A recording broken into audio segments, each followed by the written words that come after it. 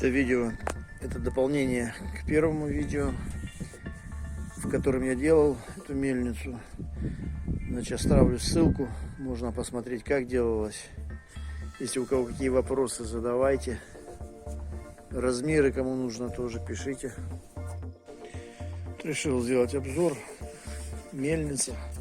Сейчас я ее развернул сюда. Уже больше года как поставил. Всю зиму простояла, не закрывал ничем. То есть она фактически стоит все время на солнце. Весь день. И зимой, естественно, все время бесконечно под дождем. Вот она год простояла, в каком состоянии. Сейчас расскажу, что я сделал. Значит, весной снял пропеллер. Он был лаком скрытый. Покрасил я его в белый цвет. Вот как теперь выглядит. Сзади на пропеллере отломалась одна лопасть. Ну, она отломалась, она когда вращалась, ударилась о деревяшку и раскололась. Заменил тоже лопасти, те, что были, такие же оставились. Это подносы с Икеи, вон они даже Икея, тут где-то просвечивается, не знаю, видно, не видно, не солнце светит. Вырезал, на клепки сажал. Это вот тоже подкрасил все, но сейчас, когда смазывал подшипники, начало подтекать. Второй раз надо покрасить слегонца. В общем так, профилактически здесь покрашено было. Покрашены лопасти, крыша у нее. По поводу крыши. Крышу я делал с китайской дорожки.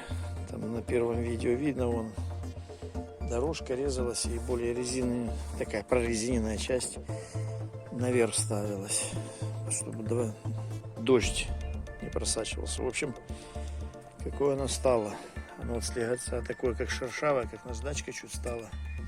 Это же опять какое качество, и что вы будете использовать. Ну вот, ну тут видно, это, вот оно такое шершавое, если я его рукой провожу, глеет. Вот так. Это за год. Ну, так оно воду держит нормально. С тем условием, что крыша делалась полностью из дерева натурального. Вот ветерок подул, оно начинает вертеть все. Сейчас поверну, становится. Где больше солнца попадало, там больше шершавости. Здесь вот меньше. Значит, было на эту сторону, на ту. Там от ветра. Ветер легенький. На всех стыках я проходился герметиком. Черный. Был у меня этот высокотемпературный оставался. Я им помазал, то есть он и температуру нормально держит. И воду не пропускает. То есть подшипники я никакие не смазываю, сама крутится. Туда вода не попадает, поэтому в нормальном состоянии. Теперь по поводу нижней части. Нижняя часть, покрасил окна. Значит, линолеум. Линолеум вот он как стал. Подтопыривался, весь вот эти пятна появились. Опять же, это качество, из чего делалось, неизвестно. Линолеум, по поводу линолеума не знаю, даже сейчас оно такой вид имеет. Сам думаю, наверное, взять вот здесь, заменить вот эти вот трапеции на граник и сплошным ровным листом заклеить. Наверное, будет лучше. Но, естественно, вид изменится. Так, конечно, красивее, когда волнистая, более реалистично смотрится. Самая нижняя часть, она повздувалась просто, потому что была из фанеры. Здесь все равно герметик, не герметик, затекло. Затекало по чуть-чуть. В общем, она к весне подулась. Зима фактически все время дожди. Ну, я что взял эти оргстекло, вырезал оргстекло. Толщина 4, 4. И покрасил внутри черной краской, чтобы не просвечивалось, потому что лампочка светится ночью.